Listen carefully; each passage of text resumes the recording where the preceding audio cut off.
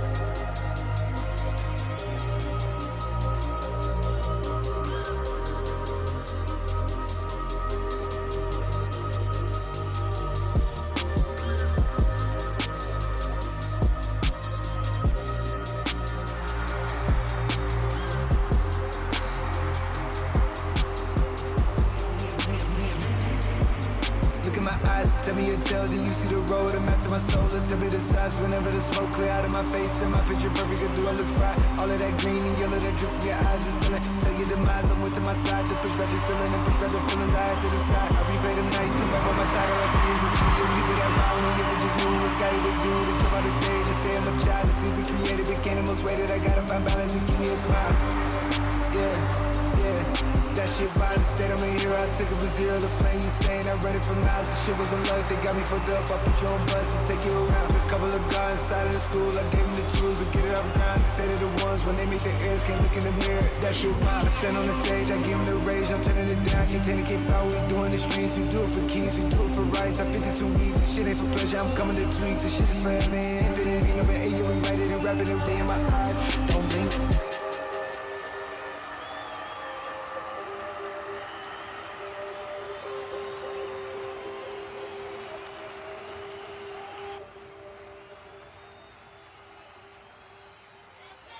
Ezt kellett volna felvenni, felvettétek? Ez föl van véve? Ez jó, ez nagyon szép. Nagyon.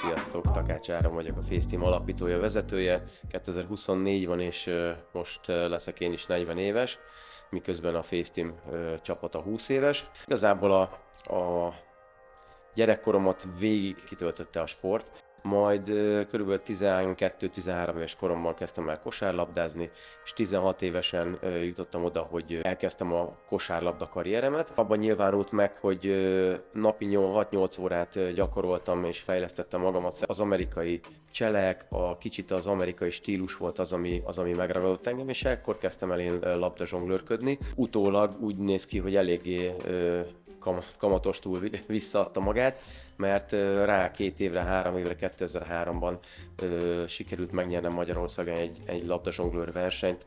2003 végén, régi iskolám, az Eötvös József Gimnázium Tatán felkértek arra, hogy csináljak egy bemutatót. Összeszedtem a barátaimat, akik nagyon-nagyon ügyes kosarasok, földről zsákolók, labdazsonglőrök voltak, és így 2004. januárjában megalakítottuk a Facetime csapatát.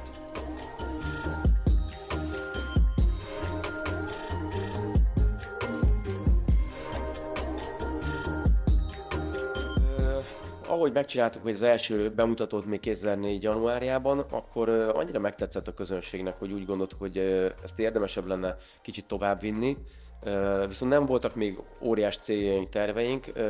Az első évben összesen ez egy fellépésünk volt, 2005-ben pedig már 3 fellépésünk volt, ha jól emlékszem.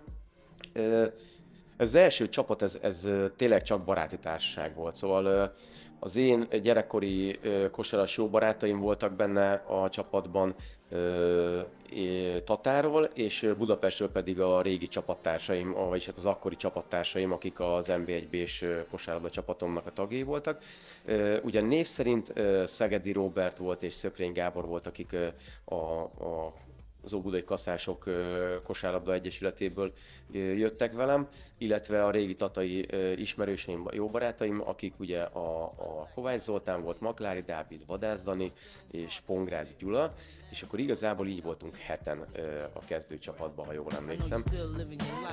Sziasztok, Pongrász Gyula vagyok, 41 éves, autófényező, Dunaszent Miklóson lakom. Hát nekem a legeleje az Áron elindult, volt a Nike-nak egy ilyen freestyle versenye, nem voltunk túl jóban, sőt mondhatnám, hogy rosszban voltunk. Most ebben nem vagyok biztos, de lehet, hogy az Árontól kapta, hogy meghívott, mert az a mai napig meg is elmentem, mert hát mégiscsak a mi megyék gyereke, tehát onnantól megszűnik a rivalizálás, hogyha egy nagyobb cél érdekében van a dolog. Fantasztikus sót csinált tényleg, és akkor örjöntünk, aztán gratuláltam neki, és hogy az 50-es napra kéne egy ilyen sót csinálni. Itt kerültem be a képbe, mert nem sok volt a megyében, aki tudott zsákolni. És akkor az első edzésem volt az, hogy nekem lett egy olyan ötletem, hogy vegyük elő a dobbantókat, iszonyat élvezetes edzés lett az első, mindenki tudta, hogy ebben valami van, és akkor elkezdtük, összedobtuk, amik van így fejben, amiket kitaláltunk. Hát most utólag visszanézve egy gagyisó volt, de akkor, abban az időben nekünk ott az elsőnek az tökéletes volt. Jött a görög Panathinaikos mérkőzés, az volt az első külföldi fellépésünk, és ez kosárban, tehát úgy kell képzelni, mint mondjuk a fociba BL döntő. Tehát, hogy áll ezen a szőr. Brutális. Itt valami 13 000 ember volt a meccsen, képzeld azt a hangulatot, üvöltöttek az emberek, levetkőztek félmeztelenül, és ahol melegítettünk, ott rohamrendőrök várták a parancsot, hogyha esetleg megindul a nép, akkor majd ők lerendezik. Ez náluk normális, de mi még ilyet nem láttunk. Tehát nekem a csúcs az a VB volt, ez nem karrier csúcsnak mondanám, hanem egy álomnak, ami gyerekkori úgymond, hát 20 pár évesen. Tehát nekem ez egy nagyon nagy dolog volt. Ja, úgyhogy én ezeket a kosárrendezvényeket azt mondom, hogy én ezt mondom a csúcsnak. Nekem a világbajnokságra is úgy tudtam ki, hogy nem mentem volna. Tehát ez nekem nagy sebb volt. Én úgy éreztem, hogy ez egy közös álom volt az Áronnal, és én ebből kimaradok egy ilyen döntésre, és akkor nagyon megharagudtam. Tehát, hogy ez így egy kicsit necces volt, de én akkor ott eldöntöttem, hogy ez nekem az utolsó lesz. Mindegy, nem akartam ezzel foglalkozni, ott a VB-n ki akartam élvezni akartam az egészet. Ja, hogy hazajöttünk, és szálltam a kocsiból, elköszöntem. Ja. Sokat gondolkoztam ezen, hogy máshogy csinálnám, de nem tudom, hogy máshogy csinálnám. Hát én szerintem azt mondanám, hogy van a FaceTime-en kívül is élet. Tehát, hogy mindig törekedj arra, hogy ne veszítsd el a való világot, és hogy mindig legyen B verzió. Tényleg most is tehát extázisba kerülőleg csak egy ötlet volt, egy csapat volt, és szépen lassan fejlődtünk fel, és hogy majd egyszer ez, hogy majd mikor dokumentumfilm vagy film lesz, vagy valami. Tehát minden egyes mondata ennek a dolognak az egy álom, és tényleg valóra válik szépen lassan.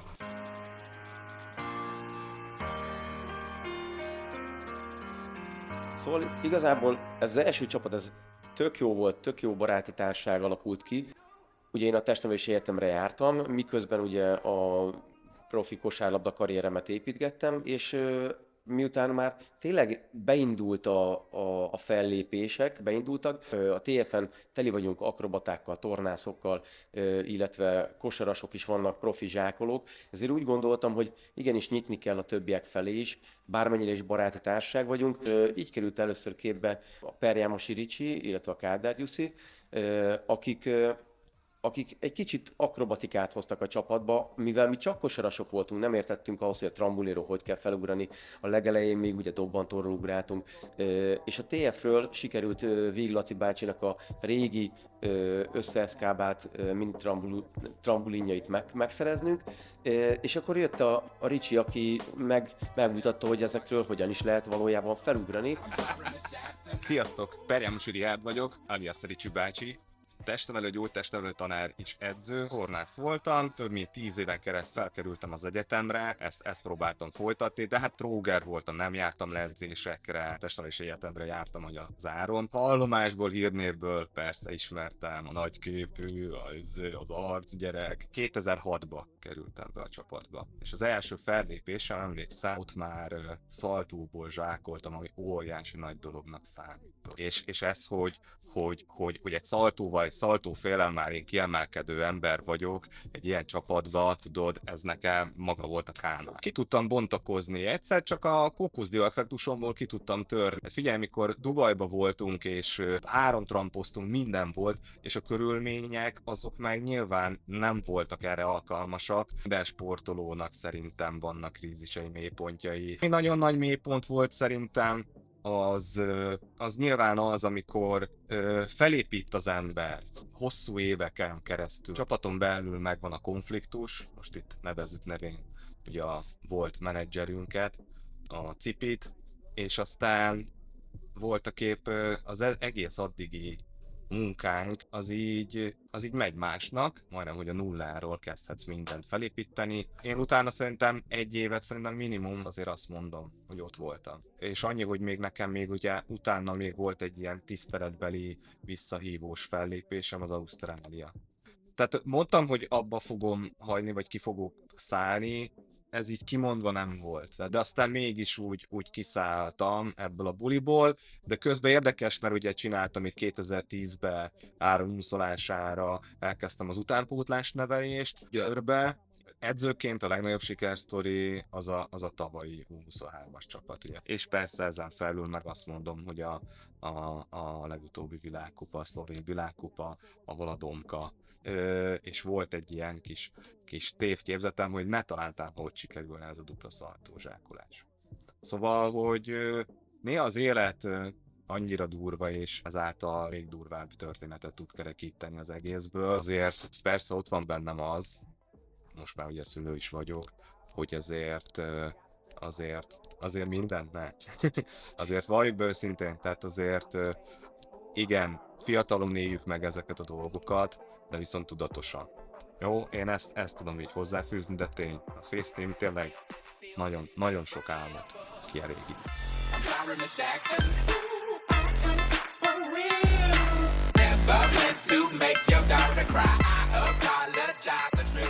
Pár hónapra rá elkezdtünk komolyabban készülni, és elkezdtünk edzeni a Testnevelési Egyetemnek a tornatermében, és ott már nagyon-nagyon sok olyan akrobata volt, meg tornász, akik nem miattunk jöttek oda, hanem alapból ott edzettek, ott készültek, és látták azt, hogy mondjuk úgy a kosarasok nem odaillő személyek csinálgatnak, próbálgatnak ezt-azt, egy-két akrobatikai elemet, egy-két talaj akrobatikai dolgot, egy-két trambulinról való ugrást, és ott jött igazából a Ott Olivér, aki egy évvel fölöttem járt a TF-en, és ő még elkezdett ott tanácsokat adogatni, mutogatták a trükköket, ellestük ott szépen a háttérben az akrobatáktól, tornászoktól a különféle mozdulatokat, és igazából valahogy így kialakult az, hogy ő így közelebb került a csapathoz. Sziasztok, Ott Olivér vagyok, idén leszek 44 éves, testnevelő tanár vagyok, az artista képzőben tanítok. Harmadéves lehettem, hát összespanoltunk az Áronnal, meg a többiekkel. 2007-ben voltunk Siennába, az egy olyan hely volt, szálloda, az egy kastély volt, nem is láttunk még olyat, azt se tudjuk mi az. Tehát, hogy az első élmény, hogy a Milán el akart alokni kilincset, hogy beléptünk, hogy nézd ma aranyból van a kilincs, vigyük haza, mekkora. Az első próbánkat megnézte a fő valamilyen menedzser, és meglátta, szóval ezek a srácok, ezek valami óriási, amit csinálnak. Megérkeztünk, átmentünk, hogy nem álltok, neked kicsit nagyobb a szobát, és amikor a másik nem figyelt a minibárjából, kikaptál valamit. Igaz, az lett, hogy mindenkinek kipakolta nullára a minibárját. Abban biztos vagyok, hogy ez nálatok is most is így van, hogy kimentek, és ti vagytok a sztárok. Volt egy cheerleader csapat, mindenki 20 éves volt, tehát, és óriási keresztbe, hogy kikibe lett szerelmes azonnal. Maga az, hogy a fellépés ott egy 6000-es teli többet arénába egyébként egy óriási hangulatban zajlott. Cipruson volt egy Euróligás All-Star gála, ami még óriási emlék nekem Limassolban. Bamberg, Németországban 16 000 ember, emlékszem, hogy óriási csarnok. azt gondolom, hogy azok az évek, amiket a FaceTime-en eltöltöttem, talán 4 vagy 5 év, annyit tett talán hozzám emberként, hogy még nagyobb látószögből látom a világot. Hogy a legjobb 4 éve az életemnek, és ez igaz. És hogy ennek én a legelején a csírájában ott lehettem, ez egy óriási privilégium, ez egy olyan dolog, amire büszke leszek mindig. Már akkor is. Egyik legkomolyabb sztori, nem tudom már melyik reptéren, de ugyanezt nyomtam, lehet, hogy itt volt, de jön a nő, és mondja, ne arra, hogy a film, ezt nem lehet. Valahol külföldön volt. Hát jó. És mondta, és így kiestem belőle. She done but huge boobs, every cloud, too true. Panathinaikos Maccabi, ez 2006. decemberében volt, és az volt az első nagy lépés igazából a csapat életében. Észrevettük azt, hogy valójában erre tényleg van kereslet, hogy tényleg jó, amit csinálunk. Így jött el az, hogy elkezdtünk videókat gyártani, honlapot szerkeszteni, feltölteni a YouTube-ra a videóinkat, és szépen folyamatosan, fokozatosan jöttek a fellépések, felkérések. Szerencsére a modell karrieremből még jó pár ismerősöm és kontaktom volt, és így eljutottunk a Nike-hoz is, akik körülbelül 3 éven keresztül szponzoráltak minket, és papustól kezdve törölközőig mindent kaptunk. Egyből egy ilyen nagy szponzort összeszedni azért nem egy egyszerű dolog. Minden adott volt ahhoz, hogy még nagyobb szintre emeljük ezt a csapatot. 2006-ban volt ugye az első külföldi fellépésünk, 2007-ben már a Nike szponzorált minket, jöttek a felkérések, és 2008-ban már kim voltunk egy Boston Celtics Toronto Raptors mérkőzésen Rómában, és egy olyan álomunk vált már akkor valóra, ami nagyon kevesek jutnak el erre a szintre, vagy hogy ilyen közelségbe jussanak NBA-s csapatokhoz. Szóval tényleg azt mondom, hogy nekünk, mint kosarasoknak az, hogy egy NBA meccs fél idejében tudsz fellépni, még hogyha ez Európán belül van, akkor is ez egy óriási élmény volt. Itt éreztük azt, hogy miénk a világ, hogy egyszerűen bármire képesek vagyunk, hogy bárhova eljuthatunk, és igazából csak rajtunk múlik ez. Woke up at 6, told me I'm bleeding the feds. I had to keep it legit, knew I would make it with lit. For this time, no I ain't treating you right. Flip up your life in the night, watch it fall down from the sky. Miután a csapat ilyen nagyon durva fellépéseket, felkéréseket kapott, úgy voltunk vele, hogy igenis nyitottnak kell lennünk arra, hogy újabb és újabb tehetségek jöjjenek a csapathoz, mert egy idő után, bármennyire is még fiatalok voltunk, el kell kezdenünk azon gondolkozni, mi van akkor, hogyha mi kiöregszünk ebből az egészből, és a csapatnak a nagy része testnevelő tanár, szakedző, tornaszakedző volt, adta magát a lehetőség, hogy igenis mi akrobatikus kosárlabdát kezdjünk el tanítani a gyerekeknek. Így elindítottunk egy iskolai turnét Budapesten belül, mind akrobatikában, mind pedig labdazsonglőr részen újabb és újabb tehetségek jöttek a csapathoz. És itt nagyon ki kell emelnem a Kovács Norbit, illetve Aka Smith, illetve Csapó Istvánt, Blument, akik 2008-2009-ben csatlakoztak a csapathoz, és ővelük elindult egy teljesen új verziója magának a sportszínháznak, a freestyle színháznak. A labdazsonglőr történeteket mixeltük össze, és egyszerűen előadtunk, ami előtte még csak kevésbé tettük meg. Csapó István vagyok, 32 éves, most kisvállalkozó vagyok villanyszerelésbe, de egy dolog az életemben folyamatosan ott van, az pedig a kosárlabda. Amikor én elkezdtem csinálni, akkor én úgy tanultam a trükköket, hogy utcára kimentem, és hogy minél több trükköt tudjak tanulni. Ez még a FaceTime előtt volt, így van. És akkor már elértem egy olyan szintet, amikor már úgy éreztem, hogy ezt elő tudom adni közönség előtt, és itthon a FaceTime volt lehetőség erre. Jelentkeztem e-mailen az Áronnál, videónban. Tehát az nekem volt egy gyaram, hogy arról szólt, hogy napi 2-szer lementem videón, kinéztem a trükköket, és mondom, addig haza nem jöttem, még egymás után be nem adtam 2-3-szor. Egész sok magyar fellépés volt, aztán az első külföldi az Bonn, Németország volt. Ott már azért egy nagy arénába a sportcsarnokba léptünk föl, de ami igazán nagy átütő érzést adott, az meg Milánóba egy NBA Europe Live. Itt kaptam egy időkérésre, én egyedül egy külön részt, egy teltházas fellépés volt. Egy időkérés, nem tudom, tartott fél percig, tehát ott gyorsan fölmentem, és lenyomtam a kis részemet.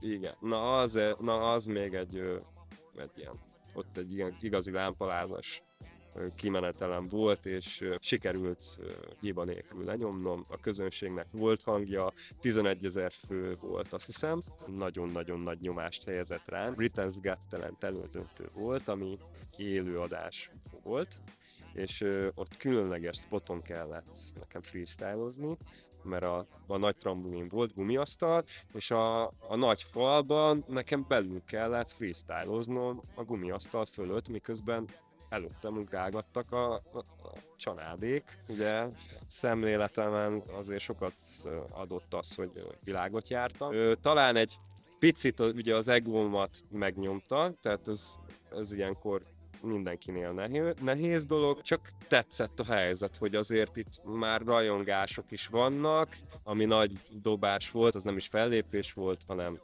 freestyle verseny. A VFBA rendezett itt Magyarországon egy tábort, és a tábor keretein belül voltak versenyek. Ekkor volt a Budapest, és a Budapestten tartották az elődöntő és a döntő részt. Ezt ugye vette a tévé is. Az igazság, hogy sokkal jobb freestyle-osok voltak nálam. Viszont jobban odafigyeltem arra, hogy milyen trükköket lövök el tábor közben. Egy kicsit meghúzódtam a háttérben, ezért én meglepetés voltam ott mindenki számára. Hát ezzel a meglepetés-szerűséggel sikerült megnyernem. Nekem nem volt ez izém, hogy legyőzzek mindenkit, és hogy megnyerjem, hogy én legyek a világ legjobbja. Nincsen vágyam már rá, hogy visszatérjek, de jól visszaemlékezni rá. Sorsszerűen jött az egész. Azt beültem és végigmoziztam ezt a 10 évet. Nyilván kőkeményen gyakoroltam és küzdöttem, hogy mindent meglegyen, de ezt élvezetből csináltam. Na mindegy, Ez nem hiszem!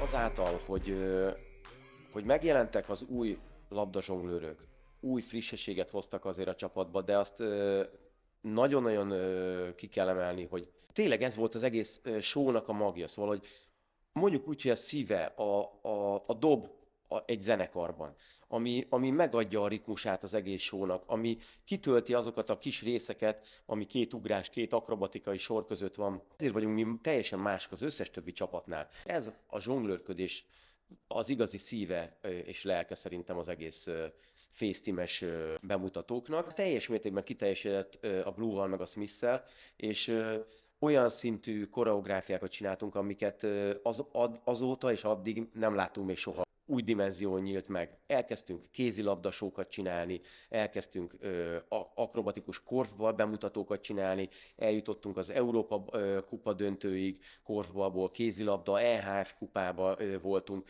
2009 és 12 között egy igazi aranykora volt a csapatnak.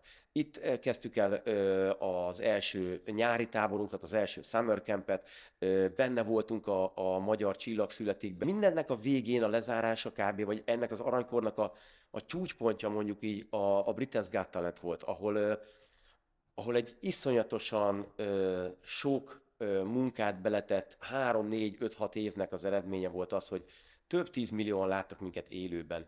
És ez volt egy korszaknak mondjuk úgy a lezárása. Ennek a korszaknak a végére került egy kicsit ilyen mélypont, egy ilyen kicsit ilyen fekete leves. Itt sajnos meg kellett válnunk az akkori menedzserünktől. Nem egyeztek az irányelveink, ami a jövőt tekinti. De azt mondom, hogy az első 8 év így, ha megnézem 2004 és 2012 között nagyon-nagyon jó volt, és nagyon-nagyon sokat köszönhetünk az akkori menedzserünknek. De innen jön azt gondolom, hogy a csapatnak mondjuk ugye a második felemelkedése. Sikerült egy régi kosaras barátot, illetve csapattársat a TFN megtalálni, aki éppen akkor végzett a sportmenedzseri mesterképzésen és diplomázott, és felvetettem Döbörhegyi Balázs barátomnak, mi lenne akkor, hogyha ő ezt így elkezdené. És segítene nekem, mert hogy nulláról kell elkezdenünk. Új honlapot, új kontaktokat, új kapcsolatokat szerezni,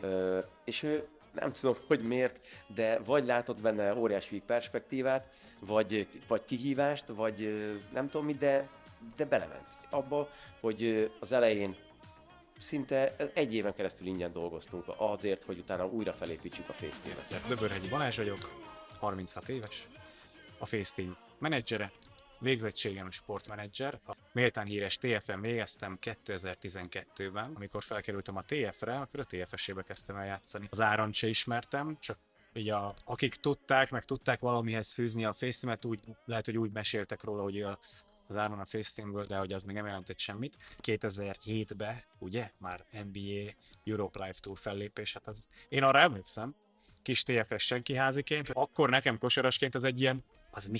És az Áron felhívott, hogy megvált a Cipitől, és hogy kéne neki egy angolul beszélő új menedzser. Kontakt zero, kezdjük el dolgozni. Britain's Got Talent, nagy siker, után vagyunk, tehát világhírű a csapat, és nincs munka. Motivált voltam, hogyha valamit tetszik, érdekel, akkor utána megyek. Úgyhogy én magamat motiváltam, hogy ezt ki kell próbálni. Talán az egyik legnagyobb mélypont, az pont az a 2012-es szakasz volt, amikor én csatlakoztam. A mélyponton belül is voltak kisebb mélypontok, például ugye, amikor nagy nehezen bejutottunk az NBA eseményekre 2013 nyarán, egy $800 per hétvége. Nyomjuk keményen, jók leszünk, és akkor onnantól kezdve megint jön a mennyország. De hát ugye ez nem így van, akkor még nem tudtuk. Megcsináltuk jól az NBA dolgokat, nem hívtak vissza minket 10 évig. 2013 után mi váltottunk ugye irány. Inkább átmentünk a színházvilág, cirkuszvilág és a hosszú távú fellépések. Eszedbe jut, hogy most itt akarsz dolgozni, nyomod a levelet. Ott akarsz dolgozni, ismered is, fölhívod. És ez így működik a legjobban. Az, hogy mit fog szólni, hogy túl rámenős vagyok, az nem létezik. Tehát, hogy igenis kell Takács Áronféle önbizalom, és menni, nyomni, csinálni. 2012 nulláról építkezés. Ennek volt, hogy kikerült a Devin videó. Az egy ugye nagy áttörés volt, mert jöttek a felkérések. Meg az volt a probléma, hogy mentek is az ajánlatok, és hogy 100-ból egyet fogadtak el. És hát, hogy mire megtalálod azt az ügyfeledet, aki elismeri a te showdnak a szintjét, meg a tudásodat, és erre meg is van a büdzsé, és az ilyen ügyfeleket megtalálni, ez a meló. Magamhoz van egy high standard, én szeretném azt, hogyha ugye ez működne, fejlődne, és jó helyeken, jó pénzért lépjünk fel. Ha le kéne írni metrikusan, hogy mi a világ meghódítás egy ilyen nemzetközi fellépő csapat életében, és azt írjuk le, hogy 5000 élő fellépés, 6 kontinens, 50 ország, 15 Guinness rekord, számomra, és szerintem a fellépőink számára is egy megvalósult álom.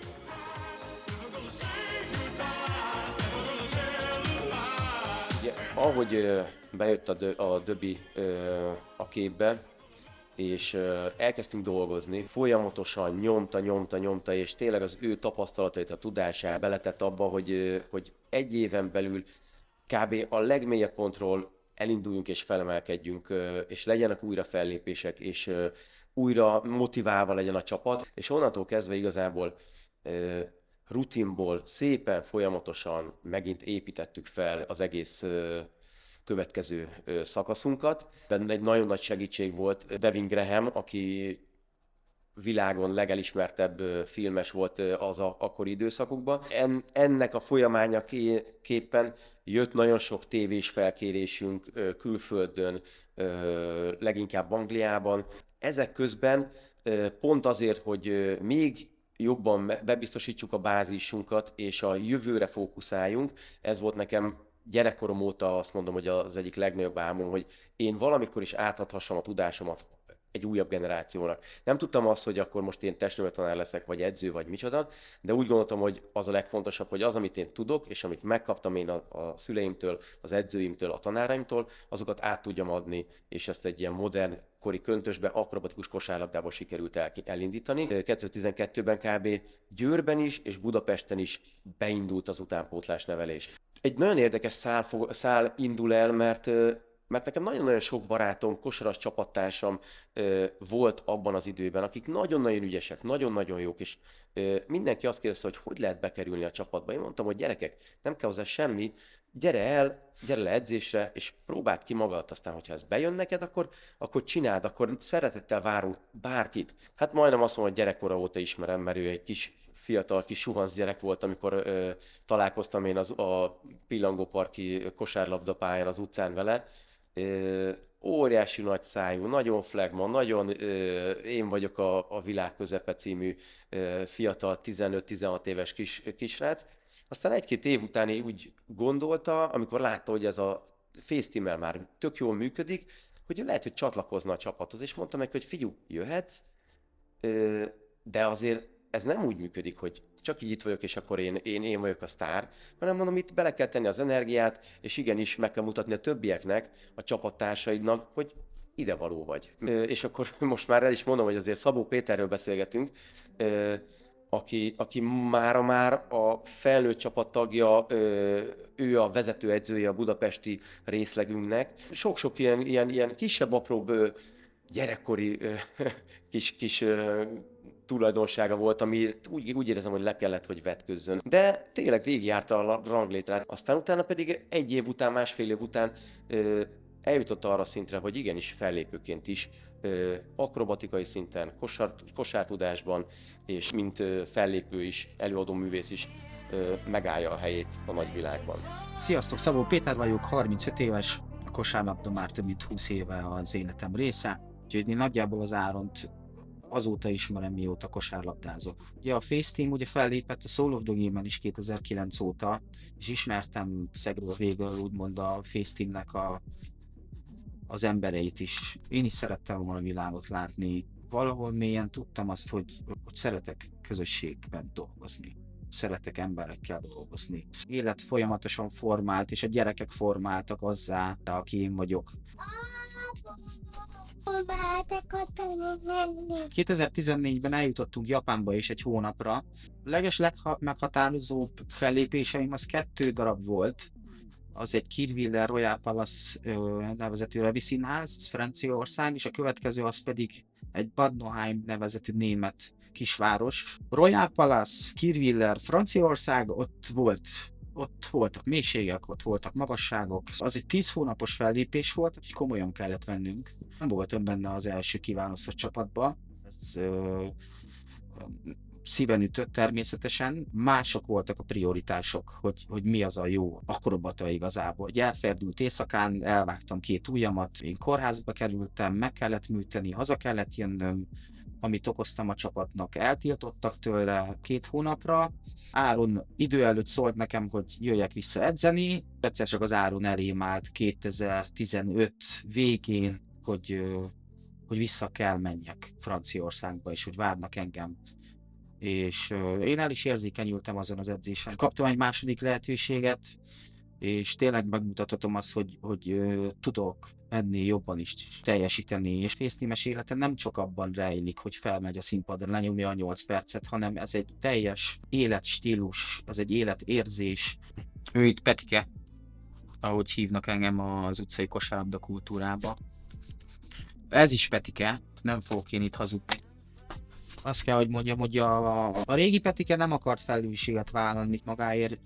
A felelősségvállalást talán a gyerekek mutatták meg nekem. Nem volt igazából célok, csatlakoztam és csináltam, amit csinálnom kell. Azt szeretem látni a mostani FaceTime felnőtt csapatnál is, hogy barátságok alakultak ki, csapattársak vagyunk, figyelünk egymásra, törődünk egymással, és akár még ezt próbálunk tanítani is, hogy figyeljenek és vigyázzanak egymásra, hogy a dokumentumfilm címe ugye az, hogy a FaceTime a valóra vált álom. A számomra, amiket én átéltem a FaceTime által, ez egy nagyon találó név, hiszen azon kívül, hogy bejárhattam a világot, megismerhettem kultúrákat, fejlesztett ez. Nekem nem volt álmom, nem feltétlenül vagyok ilyen szempontból követhető. 10 éves koromban volt olyan álmom, hogy kosárlabda válogatott leszek. Aztán ez elment. Igazából, mióta FaceTime-es vagyok és járjuk a világot, magyarként képviseljük az országot minden országban. Talán itt kiteljesedett az az álmom, amit ide tudok csatolni, és ezek nem azok az iránymutatások, hogy már pedig neked ezt kell csinálni, már pedig neked ez az egyetlen lehetőséged. Láttam, hogy efelé formál az élet, ezért hagytam, hogy sodorjon az élet, és megtaláltam benne önmagamat.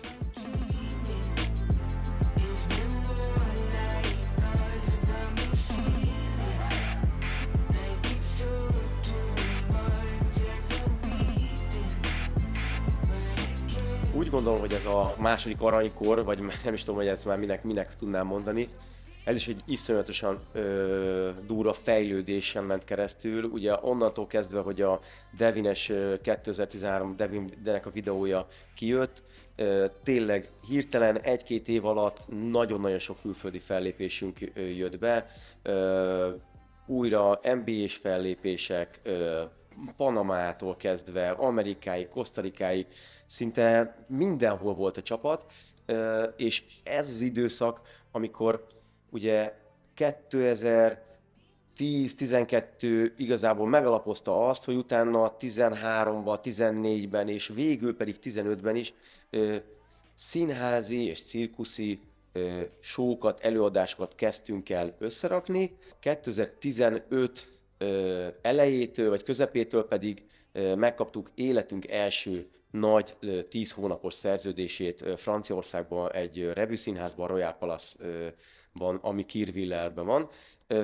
Iszonyatosan jó időszak volt az egész. Van egy nagyon-nagyon érdekes összefűzés ennek az egésznek, és egy nagyon érdekes emlékem ezzel kapcsolatban. Ezen az időszakon volt az, hogy nagyon megismertek minket Magyarországon, és sok-sok parkúros, tehetséges fiatal, illetve idősebb is jött be a csapatba. Itt jött be Kajtár Norbi, iszonyat, hogy milyen extrém hülye gyerek, már elnézést a kifejezésért, de tényleg egy olyan elmével megáldott úriember, aki nagyon akaratos, nagyon öntudatos, nagyon fafejű is mondhatnám, de mellette egy iszonyat nagy alázat, kitartás és szorgalom van benne. Ő majdnem 1,5 hónappal a panamai fellépés előtt került a csapathoz, és 1,5 hónap alatt 4 bemutatót, 4 előadás részt tanult meg, koreográfiával, ugrásokkal, mindennel együtt, úgyhogy életében nem kosarazott. Nagyon nulla közel van a kosárlabdához, és az, hogy te labdával megcsináld ugyanazokat az akrobatikai trükköket, és ne felejtsd el memóriádban, meg benne maradjon mind a 4 koreográfia, térforma, minden, és kimenjél Panamába, úgyhogy előtte semmi között nem volt az egészhez, az valami iszonyat, és ő neki ez volt az első külföldi fellépés, nem is lépett fel előttem szinte Magyarországon sem. Sziasztok! Kajtár Norbinak hívnak, 33 éves vagyok, és kb. 7 éves korom óta foglalkozom ugrálással, szaltózgatásokkal. Az egész csapatról semmit nem tudtam, és láttam a Devinnek a videóját, amit megosztottam, hogy végre egy nagyon királyfesti videó, akkor még nem tudtam, hogy ott leszek a csapatnál, meg semmit. Panama előtt nekem az volt az első repülésem, első utam a FaceTime-mel külföldi. Előtte egy 2-3 hónappal ismertem meg, úgy Áron elvitt edzés, és akkor egy korf-sót csináltak pont, én akkor még nekem kívülről sem volt semmi közem az egészhez. Magyar viszonylathoz képest, kiindulva abból is, hogy nem csak itthon lépünk fel, hanem külföldön mindenhol, sokkal színvonalasabb általában. Szóval, hogy azokból a fellépésekből, amikből én jöttem a FaceTime-hez, azért nem voltak olyan kaliberűek, mint egy, makaói színház, vagy tök mindegy, hogy bárhol voltunk ilyen nívós helyen, ahol sok ezer ember nézett. Amikor a FaceTime-nél vagyok, vagy tök mindegy, hogy melyik extrém csapatnál, egyszerűen megérkezek, de király, ott vagyok, ami én vagyok, és nem számít semmi, mert a munka is élmény. Én előtte mindig van az a szívdobogás, ami azért hiányzik, hogy egy kicsit legyünk már túl rajta, de közben meg úgy akarsz túl lenni rajta, hogy benne akarsz lenni minél előbb, akkor jó egy fellépő. Aztán, hogyha a színpadon az van, amit beszéltünk, hogy kiadja magával, ami benne van, nem az, amikor valaki fél, hogy nézik, és akkor mi legyen, nem, ott felmész, és oda rakod, ahogy tudod, és így nagyon király. De egyébként az, hogy ilyen önfejű jellem vagyok, az a csapatban nekem azért segített, mert amíg a többiek kosaraztak, addig én szaltózgattam egyedül a sarokba. De hogyha már úgy a nyugalma meg van piszkálva, meg ami nekem nem fér bele, azokat kapom, akkor azért nyilván tapasztalta a csapat, hogy hamar kijön belőlem, hogy srácok, és velem nem nagyon jó csinálni. Ha volt egy sírlésem, akkor már gyakran úgy tekintettem rá, hogy egy barátom megint bekopogott, most időzik nálam egy kicsit, megint el vagyunk, de már egy kicsit zavar, úgyhogy mehetne. Szóval a fejemben valahogy ugyanúgy a sérülések, mint a szaltók is, hogy így a barátaim már formálódtak. Olyan szinten sok sérülésért, meg most is, amikbe vagyok, persze rossz megélni, meg fáj, meg zavar, meg üldöz, menekülni kifele belőle, de hogy egy ilyen visszajáró vendég ez, csak most így nagy családdal jöttek, nem tudom. Figyelj, nem lehet igazi extrém sportoló az, aki divatból ugrál. Tehát aki azért ugrál, hogy hú, azt tetszem valakinek, az egy nagyon-nagyon felületes motiváció. És tök mindegy, ha megsérültél, akkor neked, a te életednek ez az abszolút velejárója, és nem úgy kezded, hogy fáj a lábam, nem ugrálok többet, hanem ha helyre jön, azonnal mész vissza, sőt, helyre se jön. Hát én gipszbe hányszor álltam kézen. Nekem nagy szívfájdalmam az, hogy nem tudok visszamenni a FaceTime-hez ugrálni. Ha nekem olyan lenne a fizikai állapotom, én ott lennék veletek, én ott ugrálnék még mindig. Már amúgy is azért hagytam ott a csapatot, tehát gondolj bele, több mint 20 évig kopott a testem, míg ez óriási igénybevétel egyébként, amit a FaceTime csinál, nem hiába van ez, és ezt üzenem az összes fiatalnak, meg bárkinek, aki elkummandja az edzést, iszonyatosan fontos, hogy megerősítsük a mi izmainkat, tök mindegy, minden izmunkat, az egész testünket, nem lehet kihagyni. A legkeményebb, én mindig azt mondom, amikor kérdezik, hogy mi a legnagyobb élményem, hát figyelj, egyrészt, hogy a legelső repülésem miatt is Panama, ugye oda 3-asot vittünk, az nagy rendezvény volt. Nekem az egyik legemlékezetesebb, meg legjobb pillanatom a csapattal, szóval ott éreztem azt először, hogy sztárok vagyunk, amit én sztár vagyok, mint hogyha az lett volna. Tehát Panama voltunk ott, azt hiszem ott volt az, hogy újság cikkben is szerepeltünk, nem csak írtak, hanem képet is csináltak, mentünk azt hiszem rádióba is. Emlékszek én egyébként egy csomó mindenre, csak a legmélyebb nyomot szerintem a Panama hagyta bennem, de pont ezért, mert bedobva a mély vízbe, tök első repülés, tök első nagy sók, tudod. Szóval, hogy nekem Panama. Hát a Macau az élményeimnek igen, az a lezárása volt, az se volt rossz, főleg az első 1 hónap. Nem úgy, mint az Utcsó 6, vagy az Utcsó 3. Hát hallod, letöltöttem applikációt, hogy számolja visszafele a napokat, és örültem, amikor bebukott a 2 számjegyhez. Amikor a FaceTime-nél fellépésre indultunk, onnantól kezdve én nem Kajtán Norbi voltam, hanem a FaceTime-es Kajtán Norbi, és az teljesen más. Tehát onnantól kezdve, hogy rajtad van a FaceTime-el ellátott pulcsi, nadrág, tök mindegy, onnantól képviselsz valamit.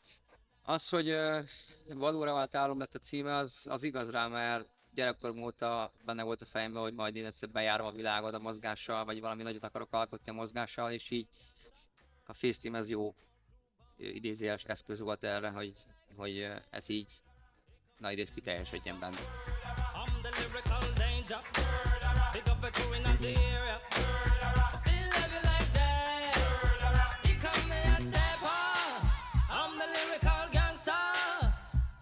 Szóval visszagondolva, ez a második szakasza igazából egy nagyon tapasztalatszerzés, iszonyatosan nagy összekovácsolódás volt. Viszont pont a legvégére, pont akkorra, amikor az első generációs csapattagok elkezdtek megöregedni, kicsit lesérülni, elhagyni ezt a belső motivációt, és ugye természetesen mindenki saját irányban munkát talált, egy csomó minden másban keresték a plusz boldogságot. 2013, 14, 15 környékén szépen lassan egyesével, de új utat választottak maguknak. 2015-ben jött ugye az első ilyen 10 hónapos felkérésünk, amire az elejétől kezdve áhítoztunk, hogy igazából ebből élhessünk meg, hogy ez legyen a mi megélhetésünk, az álmunk, a szerelmünk, a mindenünk, és eddigre sajnos már más irányba vitte őket az élet, és elindult egy ilyen változás a csapaton belül. Volt még egy-két régi csapattag, akik tapasztalatut, ugyanúgy rutinukat átadták a fiataloknak, de itt jött el az első időszak, amikor ténylegesen az első generációs utánpótlás csapattagok kaphattak lehetőséget. Elkezdtük őket beépíteni a csapatba, és mindenki, aki nagyon tehetséges, szorgalmas, kitartó volt és alázatos, azok bekerültek így szépen egymás után a csapatba is. Volt egy fiatal, visszahúzódó kisrác, 11-12-13 évesen, már nem is emlékszem, hogy Molnár Matyi, ott volt, hogy beszélni nem akart senkivel, visszahúzódó volt, nem is ismertük, azt se tudtuk, hogy lesz belőle valami tehetségese. És 16 évesen láttuk, hogy már azért elég ügyes az akrobatikából, és egyszer csak mondta, hogy hát ő szívesen vág videókat. Ez a csapat pont erről szól, hogy nem csak a sportban, hanem az élet bármelyik területén, hogyha te ügyes vagy, ha valamiben jó vagy, akkor mutasd meg magadat. Ugye ez is a csapatnak a mottója, hogy Dare to be yourself, hogy légy az, aki valójában lenni szeretnél, hogy már volt bátorsága 16 évesen azt mondja, hogy figyelj, én vágok videót, és szívesen csinálnék egyet, és mondtuk, hogy jó, csináld meg a fiatalokra, a Youngstersről az első videódat, megnézzük, hogy milyen lesz, és hogyha megfelelő minőségű, akkor van mit keresni ezzel, van rajta mit gondolkodni, és megvágta, iszonyatosan jó volt, és úgy voltunk vele, hogy ha ilyen tehetséged van ehhez, akkor nem fogunk határt szabni, jobban vág, mint én, jobban vág, mint a másik vágó gyerekünk, meg jobb meglátásai vannak, akkor itt a lehetőség, és a Matyi élt vele, és megcsinálta az életét. Sziasztok, én Molnár Matyi vagyok, 25 éves, és alapból itt élek Budapesten, de annyira szeretek utazni, hogy nagyon keveset vagyok már itt. Viszont a FaceTeam még továbbra is ide köt, már lassan több mint 10 éve, és csomó extrém hobbim van ezen kívül, és nagyon szeretek más sportokat is csinálni, mint például a hegyi biciklizés, síelés, és egyéb marhaságok, ami éppen csak eszembe jut. Amikor először hallottam a FaceTeamről, akkor esküszöm neked, hogy nem tetszett még annyira. Láttam egy fellépésüket, igen, aztán edzésen megláttam őket újra, és akkor már jobban tetszett. Hát anyám levonszolt edzésre.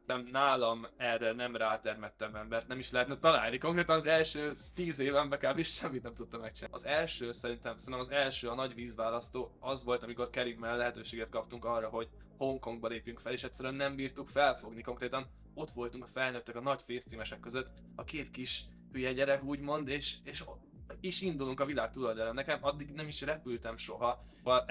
Életem első repülőútja volt.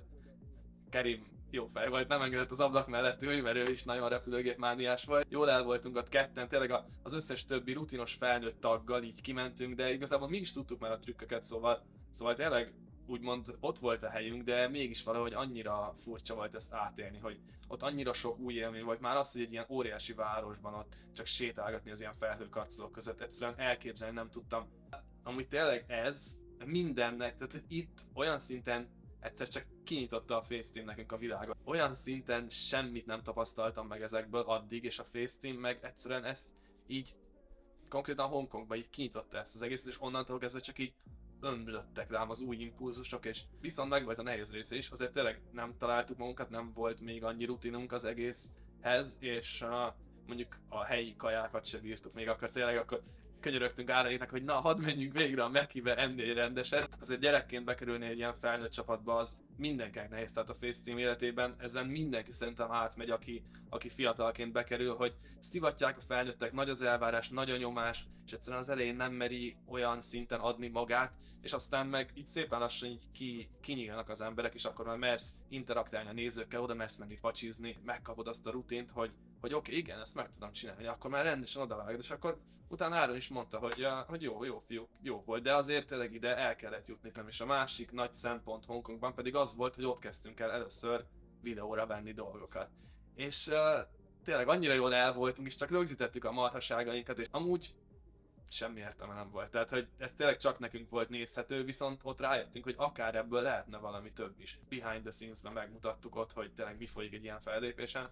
Ebben Áronék is kicsit meglátták a fantáziát, és akkor jött ez az ötlet, hogy esetleg ebből lehetne valamilyen vlogszerű dolgot csinálni. Ahogy azért 2017-től beindultak nekünk rendesen a fellépések, egyre inkább jöttek a nehézségek is vele. Ugye volt egy csomó sérülés, én az elején nagyon sérülékeny voltam, bokám mindig szétment, térdem szétesett, lefejeltem a gyűrűt, konkrétan az orrom eltörött, meg aztán később volt olyan, hogy a fogammal is beleharaptam, meg hasonlók, de talán nem is, még egy sérülésből azért vissza tud jönni az ember, inkább az a folyamatos megterhelés, amiket egy-egy fellépésen át kellett élnünk, az volt nagyon durva, hogy ki lettünk küldve Kínába, így egyik pillanatról a másikra, a mínusz 35 fokba, Harbinba, a palánk az elmozgott. Jégkorisok mellettünk befarolták konkrétan a havas, jeges latyakot a pályánkra, és azon futottunk, és hanyatvágodott, és jött be a Bálint, és aztán ő is eresen valahogy kivágtuk magunkat, de tényleg ilyenek voltak.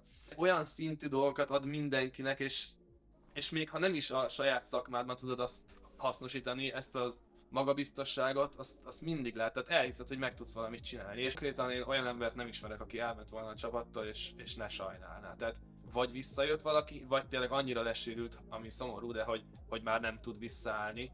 Végig erről szólt a csapat élete, hogy mindig valaki új jön, valaki régi elhagyja a csapatot, de ez mégis egy olyan fájó pont, amikor tényleg valamit közösen építünk, mint például négyen, Kerim, Ádám, Bálint és én a vlogot, és akkor egyszer csak ő kiköltözik külföldre, neki már nincs kedve szerepelni, és tényleg ez egy olyan szétszakító érzés, amikor tudod, hogy valami jót közösen csináltok, és még mennyi jót lehetne csinálni. Szélmalmokra másztunk fel, tényleg óriási vizeséseket ugrottunk le, és olyan élmények kötnek össze minket, amik szerintem már egész életünkben a részünk lesznek, és közben mégis kitép egy darabot, hogyha az ember elhagyja, és már nem akar ebben részt. Valakinek már nem ez a prioritás, valaki inkább más utat választ, és ez valamilyen szinten szomorú, de mégis ez tulajdonképpen az életrendje, hogy mindenki a saját céljait megvalósítsa, és hogyha nekem ez a sajátom, akkor nem erőltethetem rá másra. Összességében engem maga a Facetime tanított meg egyáltalán álmodni, és aztán ez az életforma, amit adott ez a csapat, ez tényleg egy valóra vált álom.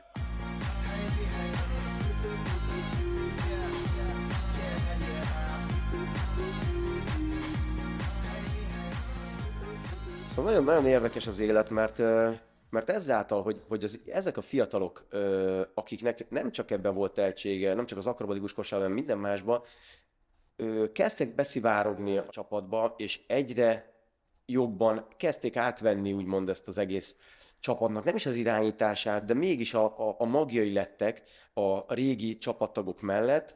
Az első generációs utánpótlás csapattagok azok, akik már a magjai voltak ennek az új, több hónapos cirkuszi és színházi előadási bemutatóknak ők voltak a magjai. Innentől kezdve, amit mi a kezdő csapattal szerettünk volna, az alapítókkal szerettünk volna, hogy majd ebből élünk meg, nekünk ez nem adatott meg, de ennek a generációnak már igen. Átalakult az egy-egy hétvégés, kis fellépés Magyarországon, egy ilyen folyamatos, akár több hónapos, akár több éves lehetőségre külföldön. Megcsináltuk az világon az első nemzetközi akrobatikus kosárlabda kupát, ahol Amerikától, Szlovénia, Franciaország, mindenki szerepelt az elmúlt 4-5 évben ezekben a kupákban, amit mind-mind azért csinálunk, hogy valójában globálisan még nagyobb legyen ez az akrobatikus kosárlabda társadalom, és a Facetime-nek is még több lehetőség legyen. És az elmúlt években folyamatosan voltak a külföldi fellépéseink. Voltunk Németországban, Bad Nauheimben, az Ovákban, Krone cirkuszban, ugye még Japánban is volt egy hónapos cirkuszi fellépés, ugye jött a Royal Palace 10 hónapon keresztül, aztán mentünk ki Harbinba egy jégfesztiválra 3 hónapon keresztül, utána jött egy Malajzia 1 év, Makau 1 év, és végül is 2019-ben összejött egy kínai cirkuszban 3,5 év. Igazából most 2024. januárjában lett vége az egésznek. Ebbe a cirkusz és színházi világba bekerültünk, és olyan profi fellépőket és előadóművészeket sikerült kinevelni, hogy már megállják a helyüket a világ legjobb, legnevesebb színházaiban is. Volt olyan, hogy egyszerre 4 kontinensen voltunk, 4 különféle csapattal, az azt jelenti, hogy majdnem 30 embert foglalkoztattunk, és utazták körbe a világot. Ezek mellett azért meg kell említenem például mondjuk Kerimet is, aki pont 2015-ben érkezett a csapathoz, amikor elkezdődött ez a hosszú távú fellépés sorozat. Még nem is gondolhatta volna se ő, semmi, hogy ő is egy meghatározó tagja lesz ennek az egész Facetime-nek. Szóval én azt gondolom, hogy jó példát adtunk ahhoz, hogy utána ők belecsöppenjenek ebbe, és átéljék, és átérezzék, és valójában megéljék egy ilyen hosszú távú fellépésnek a viszontagságait, a mélységeit, a magasságait, mind-mind olyan dolgok, amik az élethez hozzá tartoznak, és folyamatosan tanít. Sziasztok, én Dagisztáni Kerim vagyok, 24 éves, iskolam óta, ahogy lehet embert mozgatni olyan tengelyeken, én már szerintem megmozdultam, jó értelemben és rossz értelemben is. Lementem májusba egy edzésre, ez 2015-ben volt, a harmadik edzésemben már szaltózsákoltam. Akróba nagyon gyorsan fejlődtem, de hát a szaltók az abszolút hazai pálya volt. A gyáronyék egyből mondták is, hogy figyelj, nyár végén gyere le a nagy edzés, hétfőtől a péntekig, nem tudom, délután 2-től fél 3-tól szerintem, este 8-ig, 9-ig, minden egyes nap ott voltam az összes létező edzésen. De életem első rendes fellépése, amikor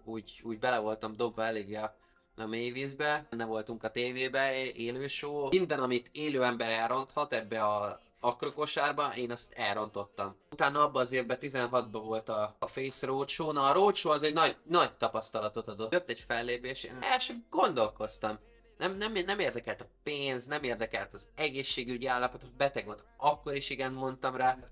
Ugye 2015-ben lelépett a csapat a Royal Palace-ba, nekem ott még fingom nem volt erről az egészről, hogy mi az, hogy hosszú távú fellépés. 2019-ben akkor ugye kijutottunk Malajziába, az mondhatni egy éves sztori, és aki szerintem a Face Team-ben bármit tervez az életébe, a hosszú távú fellépés minimum egyre el kell menni, és addig kell nyomni, amíg bele nem rokkansz igazából, vagy mentálisan, vagy fizikailag is. És mindjárt elmondom, hogy miért, most ez így nagyon furán hangzik. De én azt mondom, hogy ott szerzel egy olyan élettapasztalatokat, hogy na most nagyon gyorsan gondoljuk át a dolgokat, mert nagyon ki vagyok égve. Aki okos, más hibáján is tud tanulni persze, és most már csomóan vannak, akik nem akarnak az ilyen rémsztorik miatt elvállalni hosszabb távú fellépéseket, de azok nem arról szólnak, mint egy kétnapos dubai utazás.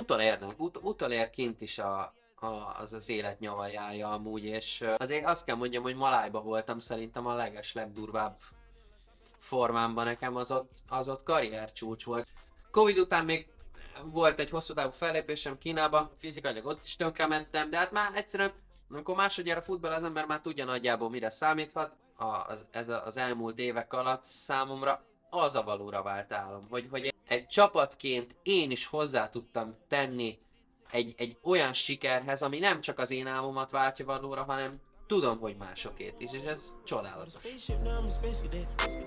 White mansion in my habitat. Aim a lot of sticks like a laser tag. Fuck a rich bitch, having rich sex. Smoke a lot of trees, need a weed plant. A dick tickle lean where the lean at. Igazából ebben az egészben az egyik legcsodálatosabb dolog, hogy átadhattam a tudásomat mindenkinek, szórakoztathattam a közönséget, álmokat adott a srácoknak, formálta a jellemüket, fejlődtek. A legkeményebb az egészben az, hogy egy célért küzdött, és egy közösségként kitart egymás mellett folyamatosan, és együtt tudják létrehozni a következő álmot. Az én álmom igazából már valóra vált. Visszagondolva az elmúlt 20 évre, egyetlen egy dolgot tudnék kívánni, legyetek ugyanilyen boldogok. Érezzétek magatokat ugyanilyen jól, legyünk egy család, maradjunk együtt, és dolgozzunk ugyanazért a célért, hogy mindenki jól érezze magát ebben a közösségben, az akrobatikus kosárlabdával, és igenis nyíljatok meg, igenis merjetek élni, igenis merjétek megmutatni önmagatokat. Egyszerűen legyünk együtt, és mindenkinek az álma váljon valóra.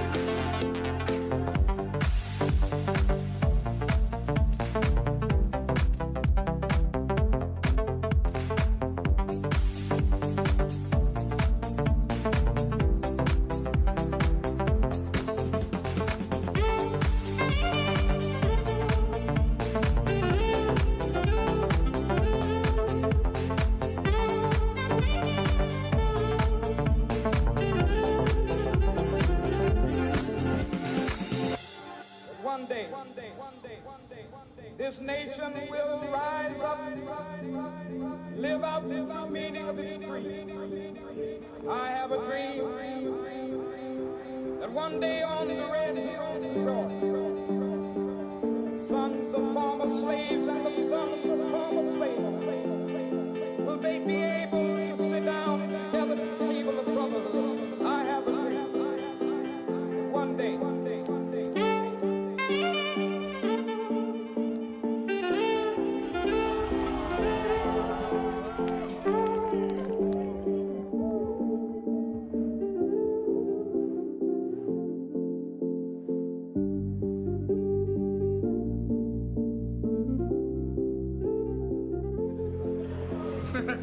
3. Nagyon jó volt a fellépés. Jó volt a szállodánk. Benne voltunk a tévében, és az egész csapat nagyon kitett magára, és így nagyon jó volt. Ennyi. Osztom. Osztod? Vélemény?